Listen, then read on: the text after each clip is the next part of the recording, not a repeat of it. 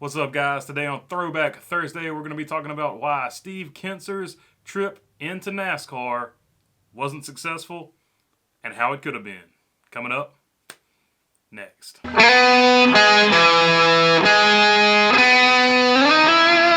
In Steve Kinser's racing career, there are not many things you can say that were a failure, but his trip into NASCAR was a failure, and today we're going to talk about why that was. So everybody remembers Steve Kinser as a dirt god, the man. I remember him on Thursday nights watching ESPN2. He was just the man, really, and he was the man for the entire time he was racing dirt. And I mean, the numbers speak for themselves. 690 A feature wins, 12-time Knoxville National Champion, 12-time Gold Cup champion, 7-time Eldora champion, and 20 world championships in the world of outlaws. Not much that Steve Kinser touched. Failed, but his foray into NASCAR racing was not one that was particularly memorable. In 1995, he decided he would go NASCAR racing with King Racing, which was owned by Kenny Bernstein. Kenny Bernstein owned a bunch of race teams, but he was most famous for drag racing. He had a really killer drag racing team. He had an Indy 500 or an IndyCar team that Scott Goodyear drove for. Scott Goodyear got some wins, and in Cup he actually did good for a few years.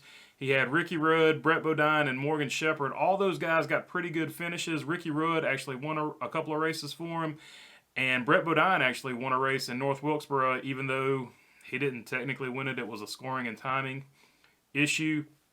But let's look at that 1995 season for Steve Kinser. He had 7 starts. In 3 of those starts, he finished 40th or worse. 2 of those attempts, I guess actually I should say 7 attempts, because 2 of those attempts he failed to qualify, and the other finishes were in the 30s. So it looks like an unmitigated disaster because after you get 2 versions of the story. One, they told him to step away. One, he said, I'm going to step away because I'm not getting the results I think this team should get. Either way, he stepped away or was fired, and Hut Strickland, the driver development coach at the time, stepped in and drove the car, and he got, let's see, how many did he get? Hut got 5 top 10s and 2 top 5s the rest of the season. So this is always looked on as Steve Kinser wasn't ready for Cup racing, or, however he failed at Cup racing or whatever. So we're going to look at the reasons why he failed, and then on the other hand, we're going to look at how he could have succeeded. The first reason Steve Kinser failed is because he didn't have Larry McReynolds. All the previous winners with the King Racing team had Larry McReynolds or Suitcase Jake as their crew chief, and those 2 guys won a lot of races with a lot of drivers, and Steve Kinser did not have that. So you can actually look at the timeline of King Racing as to when Larry McReynolds left and a drop-off in performance with that particular team. So the first reason Steve Kinser didn't succeed, he didn't have a good crew chief. He didn't have Larry Mack. The second reason he didn't do well in Cup racing is the car itself wasn't all that good. Yeah, Hut Strickland got 5 top 10s and 2 top 5s, but if you look at Hut Strickland's other finishes with the car, they were really no better than Steve Kinser's. I mean, I think 25ths were mostly what he was getting, 25th to 30th. That's pretty much what Kinser was doing with absolutely no experience, and Hut Strickland actually had some experience. So I'm saying the car itself wasn't that good. And reason number 3, I actually just mentioned it. No experience.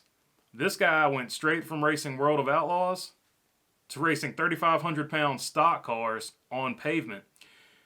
He should have at least run some late model, at least run some Busch Series, some Truck Series at the time. I think the Truck Series was out by then. I think 1995 was their first year.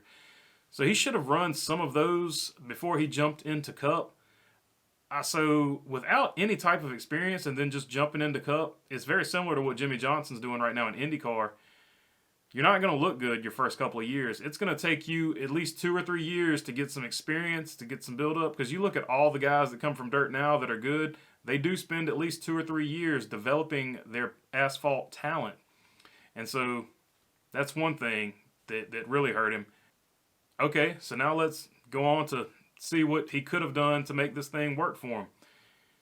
like I just mentioned, get some time in an asphalt car. I just said that as one of the reasons he failed. I went over it there, so I'm not going to go into it again. But a little time in an asphalt car of any sort would have helped him out tremendously.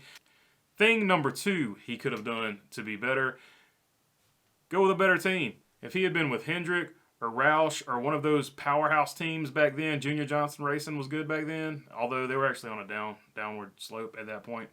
But if he had been with a good team, gotten with a good team, they would have had the foresight to tell him to get into a pavement car of some sort and get some type of experience before he jumped up into Cup. And the third thing he could have done that goes right along with all these other things, got to get yourself a good crew chief, man. A good crew chief can help you out. They can accentuate the way you want to drive a race car. They can help you out with the feel of the race car, what you should be feeling. They can tell you things. They can set up the car. A good crew chief would have really helped him out.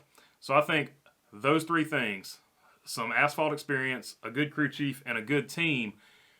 And we would be talking about Steve Kinser as one of the great NASCAR racers, just like we're talking about, other dirt guys like Casey Kane, Ryan Newman, Kyle Larson, Tony Stewart. Jeff Gordon actually ran dirt. I always forget Jeff Gordon ran dirt, but Jeff Gordon ran dirt.